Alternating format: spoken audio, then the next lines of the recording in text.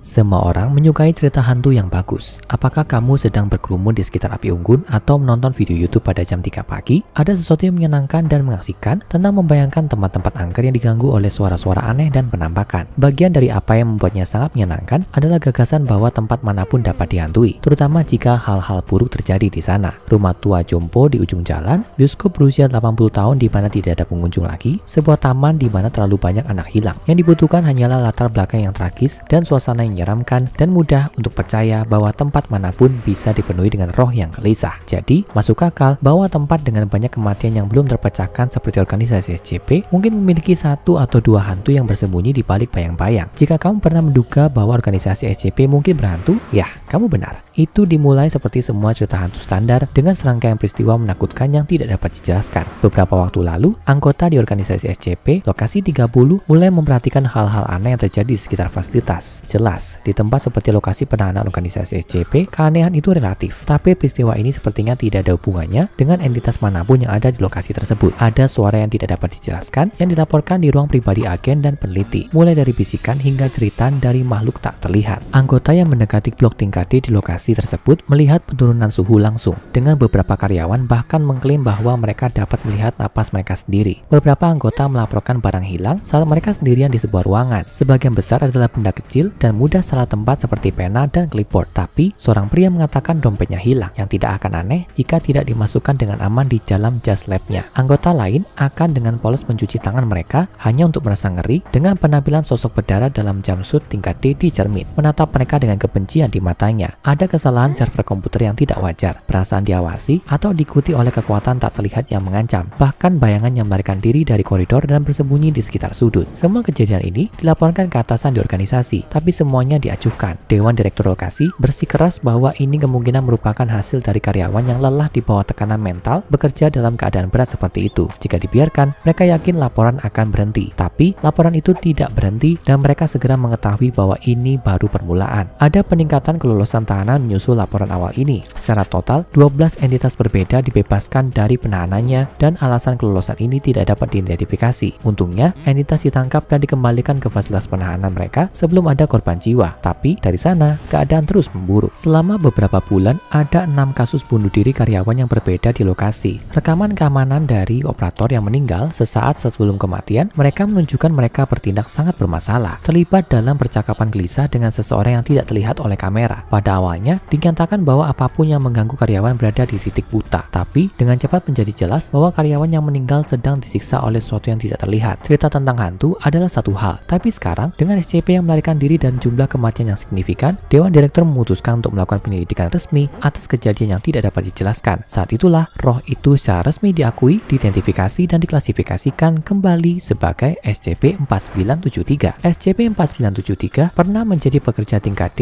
yang digunakan sebagai kelinci percobaan dalam 25 eksperimen berbeda dengan berbagai entitas di lokasi. Dia berulang kali terkena beberapa anomali yang tidak biasa dan berbahaya, termasuk SCP-158 dengan mekanik besar yang mampu mengekstraksi zat tak dikenal dari subjek uji hidup manapun. Sebelum dia dibawa ke organisasi SCP Lokasi 30, dia dikenal sebagai Gordon Kardivaclus Markovich, seorang pria yang telah dihukum karena pembunuhan tingkat kedua setelah menikam istrinya 24 kali di dada dengan pisau dapur. Selama penahanannya, Markovich dipindahkan ke tahanan organisasi SCP dan ditempatkan di Lokasi 30, di mana dia diberi nama baru D10000. Selama percobaan yang melibatkan entitas yang disensor, D10000 terbunuh dan jenazahnya dibuang di kilang limbah terdekat. Saat itu, hanya 3 bulan setelah kematiannya, laporan awal tentang aktivitas hantu dimulai. SCP-4973 dianggap sebagai entitas spektral tingkat 4, yang berarti bahwa itu adalah entitas yang menunjukkan tingkat agresi dan kedengkian yang tinggi terhadap individu atau kelompok tertentu. Dalam hal ini, roh menunjukkan permusuhan terhadap kelompok yang sangat spesifik, organisasi SCP. Entitas tingkat 4 dapat mempengaruhi lingkungan di sekitar mereka, memindahkan benda, mengurangi suhu di dalam ruangan, dan menyebabkan halusinasi pada manusia yang bersentuhan dengannya. Halusinasi inilah yang diduga menjadi penyebab meningkatnya kasus bunuh diri karyawan yang terjadi setelah kemunculan pertama 4973. Salah satu dari banyak cara di mana SCP-4973 bertindak dalam apa yang diyakini sebagai upaya balas dendam pada organisasi secara keseluruhan adalah entah bagaimana bisa mendapatkan akses ke SkipNet, database terminal. Hal ini memungkinkan roh untuk belajar tentang entitas yang terdapat di lokasi, serta rincian pribadi mengenai kehidupan penelitian, keamanan, dan staf administrasi yang bekerja di sana. Informasi ini kemungkinan yang memungkinkan 4973 menyebabkan beberapa dugaan kelolosan tahanan, meskipun spesifik kelolosan tersebut telah dihapus dari catatan resmi.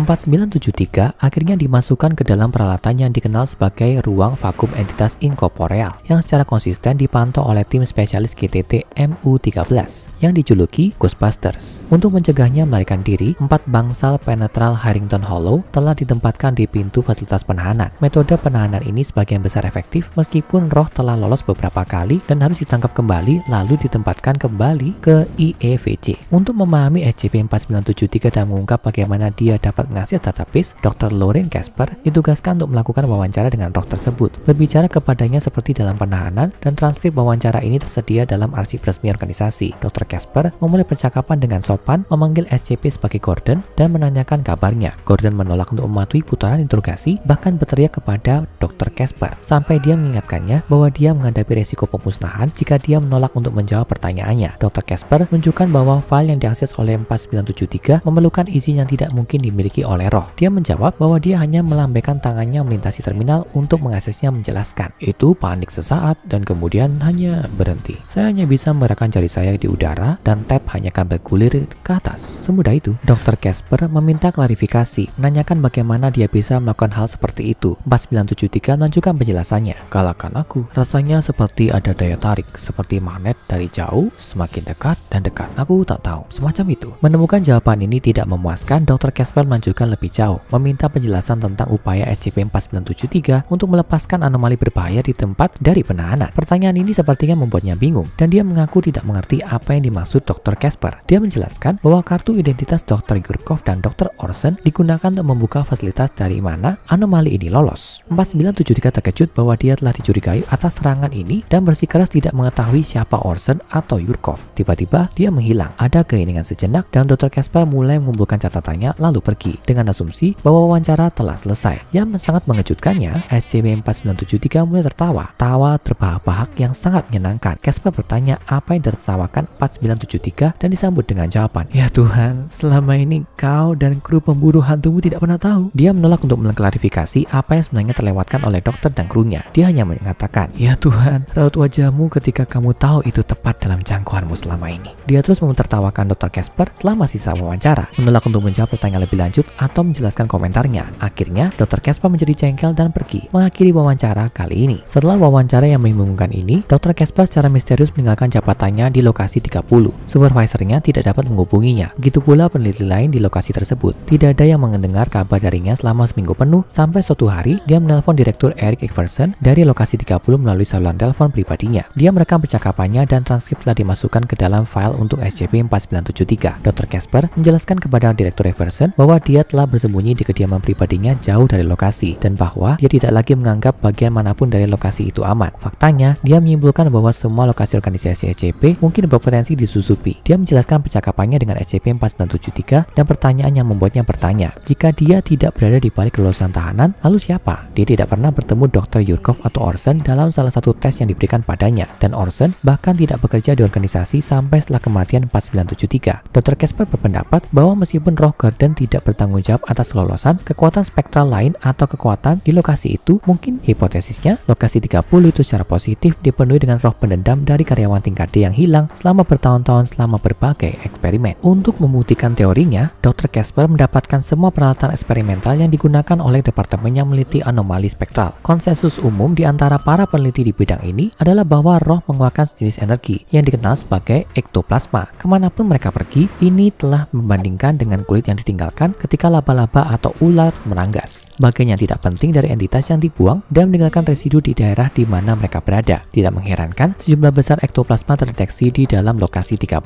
Roh-roh itu tidak terdeteksi pada awalnya, karena banyak dari mereka yang tidak aktif selama beberapa waktu. Roh-roh yang tidak aktif adalah roh-roh yang tidak menyadari lingkungan mereka atau keadaan kematian mereka, dan mereka tidak memancarkan ektoplasma dalam jumlah besar. Kemungkinan, setelah Gordon terperangkap, beberapa roh yang tidak aktif di lokasi 30 mulai mengingat apa yang telah dilakukan terhadap mereka dan bermanifestasi dengan cara yang lebih agresif. Karena Gordon dianggap sebagai satu-satunya roh di lokasi tersebut, penampakan dan tindakan mereka secara bertahap diabaikan atau dianggap sebagai Gordon yang melarikan diri dari penahanan. Setelah kesadarannya, Dr. Casper mengidentifikasi 5 roh aktif tambahan di lokasi tersebut dan mampu menangkap dan menahan salah satunya. Dr. Casper memperingatkan Direktur Iverson bahwa ada kemungkinan jauh lebih banyak roh daripada hanya 5 itu, dan hanya masalah waktu waktu sebelum mereka bangun dan menjadi aktif seperti yang lain. Sejumlah besar kelolosan tahanan sebelumnya yang dikaitkan dengan kesalahan manusia sederhana menjadi sangat menyeramkan setelah jelas bahwa ada roh pendendam yang bersembunyi di depan mata sepanjang waktu. Seperti yang dikatakan Gordon dalam wawancaranya, mereka selalu berada di jangkauan mereka sepanjang waktu. Temuan Dr. Casper dan kisah lokasi 30 menghadirkan kemungkinan yang meresahkan. Setiap lokasi organisasi SCP telah menggunakan sejumlah besar anggota tingkat D dalam eksperimen manusia dengan entitas berbahaya dan jumlahnya hampir mengejutkan. Jika Dr. Casper benar, maka setiap lokasi memiliki rumah hantu. Mereka semua bisa dipenuhi dengan arwah tingkat D yang marah yang menunggu untuk bangun dan membalas dendam pada anggota organisasi yang membunuh mereka yang masih hidup, dan hanya masalah waktu sebelum mereka mendapat kesempatan. Sekarang, tonton SCP-3999 Aku Adalah Pusat Segala Sesuatu Yang Terjadi Padaku dan SCP-1007 Tuhan Kehidupan dan Tuhan Kematian untuk cerita lebih mencengangkan dari SCP.